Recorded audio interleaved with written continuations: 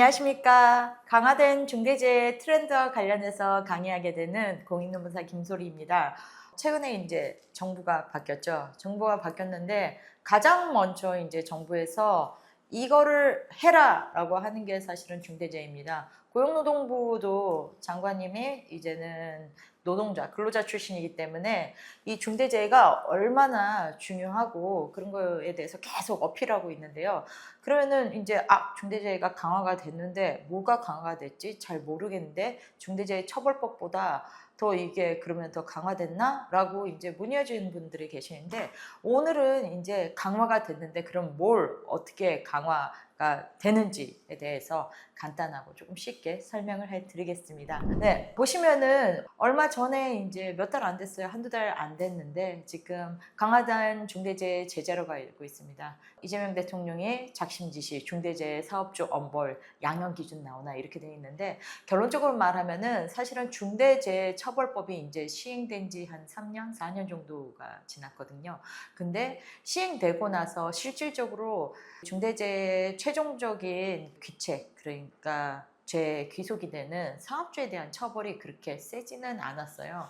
왜냐하면 그동안은 이제 이렇게 경영을 하다가 뭔가 문제가 생기면은 배임 횡령, 즉 돈에 대해서 손을 대는 게 아닌 이상은 산재 같은 경우에는 인재입니다. 어쩔 수 없죠. 뭐 우리 기업 내 시설물에 대해서도 문제가 있지만 근로자도 이런 거에 대해서 주의를 안 했기 때문에 규칙이 있으니까 뭐 결론적으로는 똔똔 아니겠습니까? 이런 생각도 있고 특히 한국 같은 경우에는 고속 성장을 했잖아요. 저희가 이거를 이제 지금은 뭐 인권 경영 내지는 산업 안전 이런 게 상당히 중시됐지만 어떻게 보더라도 OECD에 가입된 국가들 또는 G20에 가입된 국가들을 기준으로 했을 때 사고, 산재와 관련해서는 상당히 이제 조금 가볍게 보는 경향이 있습니다. 그래서 이게 산재가 났다 하면은 보상해주면 그만이지 라는 게 상당히 많거든요. 근데 이게 보상을 해주면 그만이지가 아니라 다음에 이 산재가 낫지 않아야 되잖아요. 그래서 어떻게 보면은 이게 나지 않게 하기 위해서는 어떻게 해야 된다? 시범 케이스가 있어야 돼요. 즉 산재가 났을 때는 엄벌해야 된다. 그래서 중대재해처벌법 아마 제가 강의를 정말 많이 했을 거예요. 뭐 법인 같은 경우에는 벌금이 50억 이하가 되고 그 다음에 사망사고, 중대재해가 났을 때 사망 같은 경우에는 사업주나 뭐 사업경영 담당자, 직접적인 책임 주체자에 대해서는 양형이 상당히 세요. 근데 항상 뭐 집행유예가 나오거나 실형이 나와도 한 1년, 3년을 넘어가지 않는 실형이거든요. 그렇게 했을 때 무슨 이게 효과가 있냐. 그래서 결론적으로는 중대재해처벌법 자체의 개정은 없어요. 워낙 중대재해처벌법이 우리 기존에 있던 형법이나 민법보다 강하게 이게 제정이 되었기 때문에 중대재해처벌법 자체에 대해서는 개정은 없어요. 그동안은 뭐 개정을 하자 할 때 조금 더 가볍게 개정을 하다 처벌이 너무 세다라는 말이 있었는데 이게 중대재해처벌법 같은 경우에는 정말 민사로도 5배의 손해배상을 청구할 수 있고 형사로도 처벌이 상당히 무겁기 때문에 경영계에선 사실 가볍게 이거를 조금 더 완화된 뭐 민사든 형사든 기준에 개정을 하자 그랬는데 이번에는 그게 아니지. 지금 있는 중대재해처벌법을 그대로 두되 더는 사실은 개정을 해서 무겁게 할 수는 없거든요. 그대로 두되 양형 기준에 있어서 즉 형사처벌에 있어서 실제로 무겁게 처벌할 수 있도록 사실은 양형 기준이 아직 중대재해처벌법에서는 사건이 많이 쌓여있기 때문에 이게 어떻게 양형 기준을 어떻게 해야 된다는 절대적인 기준은 없거든요. 근데 아무튼 기존에 처벌됐던 것보다는 무겁게 처벌하겠다. 이런 뜻이거든요. 그래서 작년부터도 시행됐지만 올해부터 우리가 산업 안전과 관련해서는 예방 활동이 집중적으로 이제 단속의 대상이 돼요. 그러니까 중대재해가 터졌을 때 물론 강화되게 처벌되지만 그 이전에 산업 안전과 관련돼서 중대재해가 발생하지 않도록 산업재해 자체가 아예 발생하지 않도록 예방 활동에 대해서 정부에서 또 강력하게 사업장을 이제 조사하고 다니겠다 이런 걸 천명했거든요.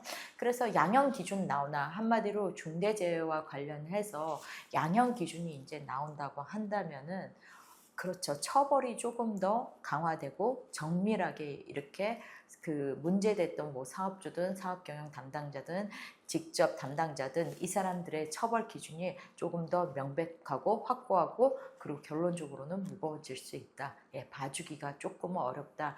이렇게 되고 있습니다. 그래서 결론은 이거예요. 산업 안전과 관련해서는 예방 활동도 철저히 하고 예방 활동을 철저히 했을 때 산재 또 더 나아가선 중대재해가 발생을 했을 때 그래도 우리 사업장이 보호가 되고 솔직히 대기업도 마찬가지지만 중소기업에서는 CEO가 형사 처벌이 된 게 정말적으로 큰 타격이잖아요. 그래서 그런 거를 어떻게 방지를 할지 그 부분에 대해서 체크해야 되고 그리고 두 번째로는 중대재해가 발생을 했다 하면은 우리 중대재해가 우리 ESG 경영 제가 이제 다른 강의에도 많이 말씀드리죠. ESG라는 것은 환경, 사회, 그리고 governance라고 해가지고 우리 기업에 대해서 부패를 하지 않고 법을 준수하겠다. 이런 세 가지 지표로 우리 기업을 평가하는데 특히 S, 사회적인 영역에서는 70% 거의 80%가 노동법 관련된 영역인데요. 그 중에서 최근에 이제 가장 이슈화되는 게 산업 안전입니다. 그래서 ESG와 관련해서도 중대재해 발생된 사업장 같은 경우에는 S 분야에서 무조건 최하점을 주겠다. 뭐 그 어떤 가점 요인이 있더라도 최하점을 주고 그 다음에 이렇게 최하점을 보면은 기업에 대해서 평가가 뚝 떨어지다는 ESG 세 가지가 뭐 어떤 기업은 뭐 평균적으로 그냥 맞아서 쭉 평균인데 E와 G가 높은 평가를 받더라도 S 분야에서 뚝 떨어진다? 그러면은 평균적으로는 뭐 어느 정도 이거를 맞춘다고 하더라도 한 분야가 거의 제로에 가깝다 그러면은 이 기업과는 투자도 하지 않고 이 기업과는 거래도 하지 않겠다. 한마디로 기업이 경제 활동을 못하게 막아버리겠다 이런 취지거든요.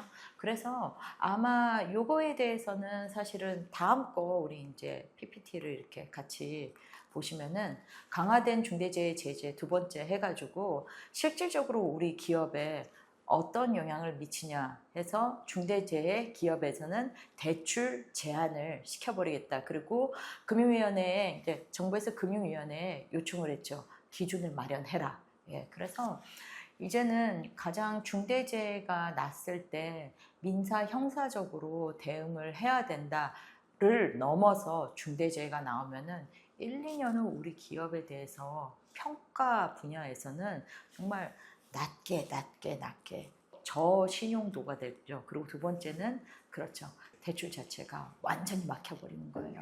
그래서 여러분 지금 이렇게 보시면 아 중대재해 뭐 나와 무슨 상관이야 라고 하지만 아닙니다. 중대재해가 나는 순간 우리 기업은 2, 3년 동안은 우리 기업이 운영이 안 됩니다. 거래가 안 되고 투자가 안 되고 이거를 회복하기 위해서 정말 많이 투자하고 많이 노력해야 되기 때문에 지금 딱 이 순간 할 게 뭐냐면은 산업 안정과 관련해서는 반드시 우리 기업에서 무조건적으로 투자를 해야 된다는 사항으로 인지를 하고 있으셔야 됩니다. 네, 중대재해 기업에 대해서 최근 평가 첫 번째 우리 중대재해 1호 산표시멘트 사건이 있습니다. 예, 그 시멘트를 이렇게 체액부라던 포크레인 기사가 석산이 무너져서 압사한 사고가 있는데요. 산표시멘트 같은 경우에는 중대재해 처벌법이 시행된 날 중대재해가 발생했거든요. 그러고 나서도 아직까지도 이제 재판 중이에요. 3년째 재판 중인데 이것뿐만 아니라 계속 중대재해가 또 발생을 했어요.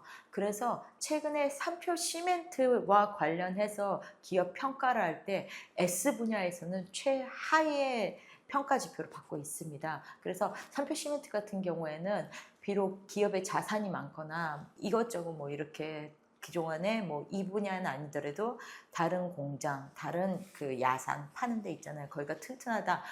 이것 빼고는 중대재해 있는 것 빼고는 모든 게 튼튼하다고 하더라도 거래가 되지 않고 투자가 되지 않는 그런 상황입니다. 그래서 그리고 무엇보다도 오너 리스크까지 있어요.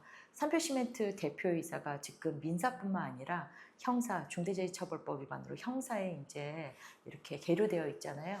그래서 사실은 기업이 어느 정도 국내에서 운영이 된다고 하더라도 큰 공사에서는 산표 시멘트의 물건을 받아서 할 수가 없어요. 왜? 이 산표 시멘트가 ESG에서 낮은 점수를, 특히 중대재해가 난 기업이기 때문에 우리 큰 공사 같은 데에서는 사실은 우리 시멘트를 납품하는 이런 원재료 회사와 관련해서도 ESG를 챙겨야 되거든요. 공급망 ESG 또는 협력사 ESG라고 하는데 그런 거를 챙겨야 되기 때문에 ESG에 관련해서 기업 평가 지수가 낮은 상표 시멘트를 굳이 상표 시멘트 제품을 우리 뭐 광급 공사라든지 일반 공사에서 우리 공사하는 기업 자체도 평가를 받아야 되거든요. 그래서 그런 리스크를 떠안을 수 없다. 그래서 다른 시멘트 업체하고 이렇게 거래를 해버리면 그만이거든요. 그래서 상표 시멘트 지금 상당히 위기를 맞고 있습니다. 두 번째 보시면요. 이것도 얼마 전에 SPC 같은 경우에는 작년에도 그렇고 올해도 그렇고 이렇게 제조 공장에서 끼임 사고가 발생을 했어요. 끼임 사고가 발생을 해서 자 바로 그게 나와요. 뭐 산표 시멘트 중대재해 ESG 치거나 뭐 SPC 중대재해 기업 평가 치거나 뭐 이런 걸 치면은 다 나와 있거든요. 그래서 SPC 같은 경우에는 심지어 대통령이 해당 회사에 방문을 해서 장시간 근로에 대해서 문제 삼고 단속을 하겠다. 이러면 안 된다. 이거에 대해서 대비책을 어떻게 만들어라 지시했잖아요. 이거 기한도 줘요. 그리고 그걸 지시하지 않았다 그러면은 계속 조사 들어오거든요. 그렇기 때문에 사실은 이 기사를 뭐 한 번 더 찾아봐서 자세히 본다면은 SPC 같은 경우에는 지금 이제 ESG 기업 평가와 관련해서 S 분야에서는 최하점이 나올 수밖에 없어요. 그래서 투자 심리 뚝, 주가 뚝뚝. 그래서 이렇게 중대재해가 발생이 했을 때 우리 회사가 단순히 국가기관과 관련해서 행정, 형사 또 유족과 관련해서는 민사 그게 아니라 기업 자체가 운용을 할 수 없는 그런 환경으로 변화가 되었습니다. 이렇게 보시면은 SPC와 관련해서는 지금 상당히 투자도 많이 하고 있는데 아직까지 개선이 되지 않고 있습니다. 그래서 중대재해 예방 및 대응 시스템 구축의 의미가 무슨 뜻일까? 첫 번째는 리스크 관리입니다. 법적 리스크에 대해서 사전 진단을 통해서 문제 파악하고 예방 시스템 구축할 수 있는 기회가 발생하는 거죠.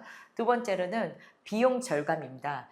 중대재해가 발생하면은 여러분 중대재해 발생 전에 이 관리하는 비용하고 중대재해 발생 이후에 우리가 대응하는 비용하고 어떤 게 더 효율적이겠어요? 자, 중대재해 예방과 관리된 비용은 기업체의 뭐 근로자 수나 현황, 업종에 따라서 정해져 있어요. 시중 단가가 정해져 있는데 그거 이상으로는 별로 이렇게 컨설팅하는 업체에서 나가지도 않고 정부 지원 사업도 상당히 많습니다. 근데 중대재해가 발생한 이후에 우리 회사가 대응하는 법적 비용이 얼마 될까? 회사 망해요 이제. 단순히 법률 비용이 발생되는 게 아니라 뒤에서도 나오겠지만 기업의 평가가 뚝뚝뚝뚝 떨어져서 아예 투자, 거래가 단절됩니다. 그래서 중대재해 발생에 따른 법률 비용 절감 및 귀책률 감소에 따라서 치명적인 손해가 감소가 될 수 있죠. 그렇죠. 우리 기업이 계속 지속 성장을 할 수 있다는 뜻이에요. 세 번째, 기업 평가. 정말 앞에서 많이 보셨죠. 안전보건 시스템 구축에 따른 기업의 평가가 가점 요인이에요. 우리 투자자나 아니면 우리 거래에 있어서도 이런 걸 우리가 대비했습니다. 이런 걸 대비했는지를 반드시 거래처들에서 확인을 해요. 그리고 두 번째, 현재 고객 및 장래 고객에 대해서 거래에 대해서 신뢰도 향상입니다. SPC 사건 같은 거 아시죠? 그때 중대재해가 발생했을 때 SPC 불매운동이 발생했잖아요. 그래서 이게 전체 기업뿐만 아니라 가맹점까지도 다 타격을 입었습니다. 그리고 네 번째는 신속한 해결입니다.